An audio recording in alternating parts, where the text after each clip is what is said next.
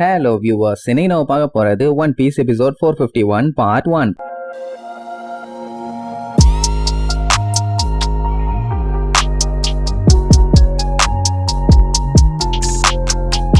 Open பண்ணா போன பாட்டுல ஜிம்பே பண்ண ஒரு அற்புதத்தால எப்படியா அடிச்சு புடிச்சு அந்த வார்டன் மகளன்ட்டு இருந்து எஸ்கேப் ஆயிட்டாங்க. அவன் அப்படியே கொல்ல கான்ல பாத்துக்கிட்டு இருப்பான்.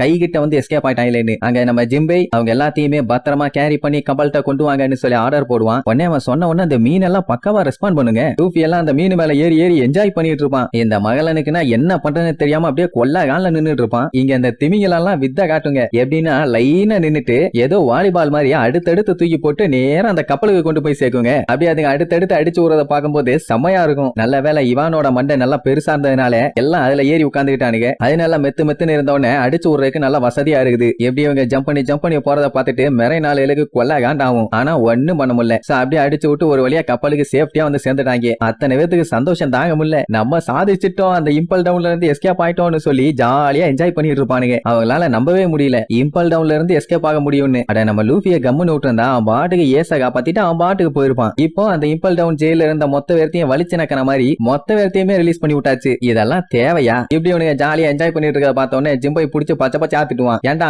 இன்னுமே நம்ம இங்க இருந்து வெளியில போல, அதுக்குள்ள என்னடா என்டர்டைன்மெண்ட், நம்ம இன்னும் தப்பிக்க வேண்டியிருக்குன்னு சொல்லி கப்பல் எடுப்பானா. அப்படியே பொறுமையா மூவ் பண்ணி போவாங்க. பயிற்சிகள்லாம் நாங்க தப்புச்சிட்டோம்னு கத்திட்டு இருப்பானுங்க. அதுக்கப்புறம் இவங்களை காப்பாத்து சேர்ந்த திமிங்கலம் அதுங்க எல்லாத்துக்குமே நன்றி சொல்லுவானுங்க. ஏன்னா எவ்வளவுதான் இவனுக்கு கஷ்டப்பட்டு வந்திருந்தாலும் கடைசி நேரத்துல அதுங்க மட்டும் ஹெல்ப் பண்ணலன்னா கண்டிப்பா இவங்களால தப்பிச்சிருக்கவே முடியாது. மகளன் அப்படியே வாயில பாய்சனை ஊத்தி விட்டு படுக போட்டுருப்பான். அதே நேரம் இங்க இவானை காட்டுறாங்க. அவன் இனசுமாவை பார்த்து ரொம்ப சோகமா இருப்பான். ஏன்னா அவங்கிட்ட எந்த ஒரு அசைவும் இல்ல. பாய்சன் மேல பட்டதுனால அப்படியே சாகர கண்டிஷன்ல கிடக்குறான். இப்ப இவான் தானே எப்படியாச்சும் அவனை காப்பாத்தி ஆகணும். அதனால அந்த கப்பல்ல இருக்க மொத்த மெடிக்கல் கிட்டையும் கொண்டு வர சொல்லுவான். எப்படியாச்சும் காப்பாத்தி ஆகணும்னு. சார் ரைட்னு எல்லாம் எடுக்க ஓடுவானுங்க. ஒரு குரூப் அந்த இம்பல் டவுனை பார்த்து இனிமேட்டு நான் அந்த நரகத்துக்கு போக மாட்டேன், எப்படியாச்சும் எங்க ஃபேமிலி கிட்ட போய் சேர்ந்து மறுபடியும் நாங்க ஜாலியா வாழ போறோம், அதை யாராலையும் இனி தடுக்கவே முடியாது, நாங்க எல்லாருமே இப்போ ஃப்ரீ பேர்ட் அப்படின்னு இம்பல் டவுனை பார்த்து கத்திக்கிட்டே போவானுங்க. பண்ணே அந்த பக்கி இதுக்கு தேங்க்ஸ் யாருக்குடா சொல்லுவீங்கன்னு கேட்டா கேப்டன் பகின்னு சொல்லி கத்திட்டு இருப்பானுங்க. உடனே அவனுக்கு செம ஹாப்பி, விழுந்து சிரிச்சுட்டு இருப்பான். அதே நேரம் இங்க வார்டன் இவ்வளவு தூரம் இவங்க எஸ்கேப் ஆகி போவாங்கன்னு கொஞ்சம் கூட எதிர்பார்க்கவே இல்ல. அட இவனுக்கு மேட்டர் தெரிஞ்சது இல்ல. லிப்ட டேமேஜ் பண்ணி விட்டுட்டு ஃபர்ஸ்ட் ஃப்ளோர்ல இருந்தே அவன் ஸ்டெப்ஸ் வழியா இறங்கி வந்திருந்தான்னா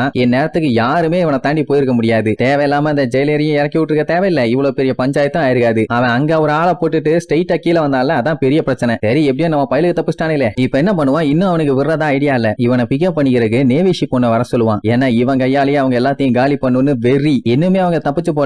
கேட் ஆஃப் ஜஸ்டிஸா தாண்டிதான் ஆகணும். அது மூடிதான் இருக்குது. அதுக்குள்ள உங்க எல்லாத்தையுமே நான் காலி பண்ணாம விட மாட்டேன். நீங்க என்னதான் முக்கினாலும் அதை தாண்டி போக முடியாதுங்கிற மாதிரி தெனாவட்டா சொல்லிட்டு இருப்பான். அதே நேரம் ஜிம்பை இந்த நேவி கப்பலோட பேட்டரிஸ் எல்லாத்தையும் டேமேஜ் பண்ணி விட்டான் போல. சோ அதையெல்லாம் ஒரு வழியா சரி பண்ணிட்டாங்க. இனியும் ஏன்டா வெயிட் பண்ணிட்டு இருக்கீங்க, அட்டாக் பண்ணுங்கடான்னு ரியர் அட்மிரல் ஆர்டர் போடுவானா. உடனே அத்தனை கப்பலும் கண்ணா பின்னான்னு நம்ம ஆளுல சுடுவாங்க. அப்படி சுடும்போது பகியெல்லாம் தெரிச்சிருவான். அந்த குரோக்கடைல் தாயா சுருட்ட குடிச்சுக்கிட்டு சும்மா கெத்தா நிப்பான். எந்த ஒரு ரியாக்ஷனும் இல்ல மூஞ்சில. அப்படி அவனுக்கு கண்ணா பின்னான்னு சொல்றது கப்பலை தவிர சுத்தி எல்லா இடத்துலயும் போய் தொப்புன்னு விழுமே தவிர வேற கப்பல்ல போய் பட்ட மாதிரி இல்ல. நம்ம ஜிம்பையும் கப்பலை அப்படிக்கான்னு திருப்பி அவனுக்கு அப்படியே கொஞ்சம் ஆட்டம் காமிச்சுட்டு இருப்பான். பட் எவ்வளவு நேரத்துக்கு தான் இவங்களும் இப்படியே தப்பிச்சுட்டு இருப்பாங்க. ஏன்னா அங்க ஏகப்பட்ட கப்பல் வந்துட்டு இருக்குது. அதுல ஒரு 10 குண்டு வந்து இவங்க கப்பல் மேல விட்டு டேமேஜ் ஆச்சுனாலே போதும், மொத்தமா முங்கிடுவாங்க. அப்புறம் இவ்வளவு தூரம் அவங்க பட்ட கஷ்டம் பூரா வீணா போயிடும். ஏன்னா அவனுக்கு ஒரு குண்டு 2 குண்டு வச்சு அடிச்சா பரவாயில்ல, ஒரே டைம்ல 30 குண்டு 40 குண்டு வருதுங்க. அதுல 1-2 கப்பல் வந்து விழும்போது பயங்கரமான பிளாஸ்ட். ஜிம்பைக்கு ஒரு விஷயம் மட்டும் நல்லாவே தெரிஞ்சு போச்சு. வைஸ் அட்மிரலை விட பெரிய ஆளுங்க எல்லாருமே இப்ப மரைன் போர்டுக்கு போயிட்டானுங்க. சோ அப்படி இருக்கும் போதும் நேவி ஆளுங்க கொஞ்சம் கொடூரமா தான் அட்டாக் பண்ணிட்டு இருக்கானுங்க. அதனால நம்ம கொஞ்சம் கேர்ஃபுல்லா தான் இருக்கணும்னு சொல்லி அவன் கப்பலை அப்படியே திருப்புவான். அவன் எப்படி திரும்புறானோ அதுக்கேத்த மாதிரியே அவங்களும் அப்படியே கப்பலை திருப்பிட்டு வருவாங்க. உடனே அங்க இருந்த ரியர் அட்மிரல்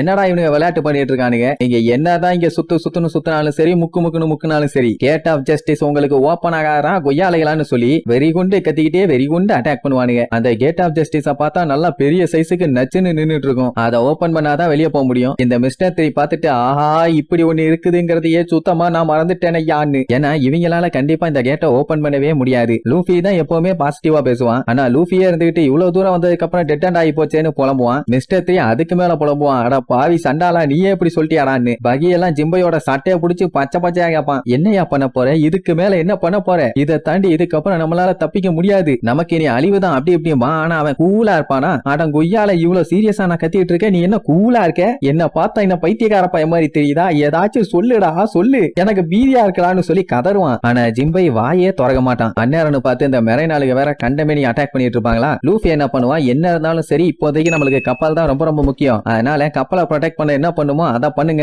crocodile பார்த்துட்டு, ஏன்டா லூசாடா நீங்க, அவங்க கிட்ட மட்டும் தான் நேவி ஷிப் இருக்கா, நம்ம இருக்கிறது அப்புறம் என்னது? இல்ல அவங்க மட்டும் தான் அட்டாக் பண்ணுவாங்களா, அவங்களுக்கு அட்டாக் பண்ண தெரியாதா? திருப்பி சுடுங்கடா. உடனே பகி களத்துல இறங்கி, ஆமால யாரும் யாரையும் விடாதீங்க, அவங்கள சுட்டு தள்ளுங்க, நம்ம யாருன்னு காட்டுவோம். உடனே அவனும் கேப்டன் பகின்னு கத்திட்டே போய் வேலையை ஸ்டார்ட் பண்ணிடுவானுங்க. ஃபர்ஸ்ட் எல்லாத்தையுமே சுரக்காண்டி எய்ம் வச்சுட்டு இருப்பாங்களா, அந்த டைம்னு பார்த்தா அவனுக்கு குண்டு கண்ட மணிக்கு வரும். crocodile ஒரு சைடு அந்த பெரிய பீரங்கி எல்லாத்தையுமே தட்டி விடுவான். லூஃபி ஒரு சைடு அந்த கேனன் எல்லாத்தையுமே வாங்கி ரிவர்ஸ்ல அனுப்பி விட்டுருவான். அதுக்கப்புறம் இவங்களும் சுட ஆரம்பிச்சிருவாங்களா. மொத்தத்துல ரெண்டு குரூப்புக்கும் இப்ப சரியான சண்டை. ஆனா அவனுக்கு கொஞ்சம் பயங்கரமா சுடுறதுனால ஒரு லிமிட்டுக்கு மேல நம்மளால எதுவும் பண்ண முடியல. சில பல குண்டுகள்லாம் கப்பல்ல வந்து விழத்தான் செய்யும், வெடிச்சு செதறத்தான் செய்யும். எப்படியே போயிட்டு இருந்துச்சுன்னா கப்பல் கொஞ்ச நேரத்துல மூழ்கிரும், அப்புறம் எல்லாம் சாக வேண்டியதான். அண்ட் அது மட்டும் இல்லாம இப்ப கேட் ஆஃப் ஜஸ்டிஸ்க்கு முன்னாடி என்ன பண்றதுன்னு தெரியாம முழிச்சுட்டு இருக்கானுங்க. ஏதாச்சும் பண்ணி அந்த கேட்டை ஓபன் பண்ணிட்டு எஸ்கேப் ஆகல, இல்ல நேவி ஆளுல காலி பண்ணலன்னா டெஃபினட்டா கூடிய சீக்கிரத்துல நம்ம ஆளுக்கு சங்கு தான். இங்க நேவி ஆளுக்கு ஒன்னும் புரியல. ஏன்னா கேட் இப்ப மூடி இருக்கு, அதை தாண்டி இவங்களால போக முடியாதுன்னு தெரிஞ்சும் ஏன் இவங்க கேட்டு கிட்ட போயிட்டு இருக்கானுங்கன்னு முழிப்பானுங்க. இப்ப நம்ம ஆளுக்கு என்ன ஒரு பிரச்சனைனா, இந்த கேட் ஆஃப் ஜஸ்டிஸ் ஓபன் பண்ணணும்னா அது இம்பல் டவுன்ல இருந்து மட்டும் தான் பண்ண முடியும். அப்படி இருக்கும்போது நம்மளுக்கு என்னதான் ட்ரை பண்ணாலும் ஒண்ணு வேலைக்கு ஆகாது.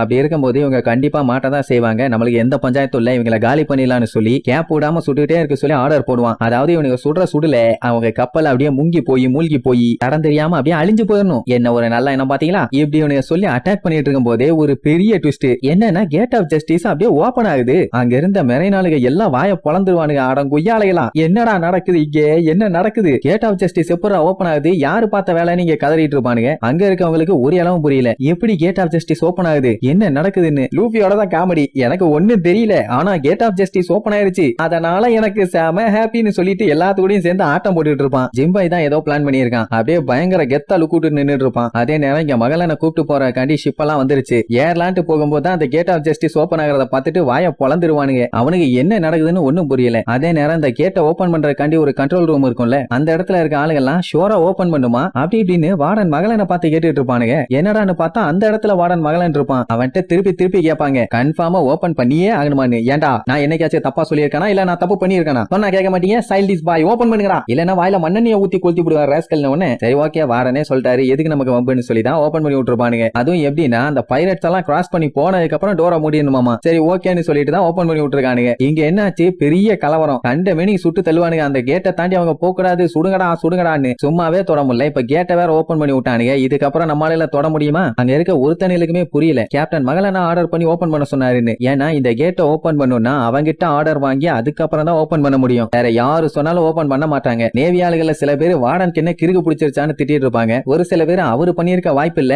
வேற ஏதோ பஞ்சாயத்து நடந்திருக்கு, ஏன்னா அவர் இப்பதான் என்ட்ரன்ஸ்ல நாங்க பார்த்தோம் அப்படிங்கிற மாதிரி சொன்ன உடனே எல்லாத்துக்குமே கன்ஃபியூஷன் ஆயிருச்சு. இங்க வார்டன் அடிச்சு புரண்டு அந்த கண்ட்ரோல் ரூமுக்கு ஓடுவான். அட பண்ணி பயிலலாம் என்னடா பண்ணி வச்சிருக்கீங்கன்னு. அப்படியே அடிச்சு புரண்டு போய் பார்த்தா இவன மாதிரியே அங்க இன்னொருத்தன் நின்னுட்டு இருப்பான். உடனே அவனுக்கே குழப்பமாயிரும், வார்டன் நீங்களா, அப்ப இங்க இருக்கிறது யாருன்னு. ரெண்டு வார்டனும் பார்த்துட்டு அப்படியே பேந்த முழிப்பானுங்க. இங்க கேட் ஒரு வழியா ஓபன் ஆயிருச்சுல்ல, அப்படியே கொஞ்சம் கொஞ்சமா வெளியில போயிட்டு இருப்பாங்க. அந்த டைம் லூஃபி பயங்கர ஷாக்ல இருப்பான். ஐயோ அவன் ஏன் அப்படி பண்ணான்னு. அட வேற ஒண்ணும் இல்ல, அங்க வார்டன் மகளன் கெட்டப்ல இருக்குது நம்ம போன்க்லே, அவன மாதிரியே உருவத்தை மாத்தி இருக்கான். அப்ப அவன மாதிரி ஆர்டர் போட்டு ஒரு வழியா கேட்டை ஓபன் பண்ண வச்சுட்டான். எல்லாம் போச்சா? பட் இன்னுமே வார்டனுக்கு ஒரு ஹோப் இருக்கு. என்னன்னா உங்க கப்பல் அந்த கேட்டை விட்டு வெளியில போனாலும் அந்த இடத்துல இன்னுமே ஸ்பின் ஆகும். சோ அங்க இருந்து தப்பிக்கிறது ஒண்ணு அவ்வளவு ஈஸி இல்லங்கிற மாதிரி சொல்லிட்டு இருப்பான். அட அந்த ஓஷன் கரண்ட் தான் சொல்றான். இப்ப இவங்க கேட்டை க்ளோஸ் பண்ணாங்கன்னா அந்த ஃபோர்ஸ் அவங்க கப்பலை ஸ்பின் பண்ணி விட்டுருமா. சோ நம்மால அங்கேயே கொலாப்ஸ் ஆறதுக்கு நிறைய வாய்ப்பு இருக்கு. சோ கேட்டை க்ளோஸ் பண்ணுங்க அம்மா. சரின்ட்டு க்ளோஸ் பண்றதுக்கான பட்டன்ல கைய வைக்க போனா க்ளோஸ் பண்ணாதீங்க அம்மா. ஐயோ ஏன்னு கேட்டா அடே க்ளோஸ் பண்ணுங்கடாமா. அதாவது போன்க்லே அங்க விளையாட்டு பண்ணிட்டு இருக்கான். ரெண்டு பேரும் மாத்தி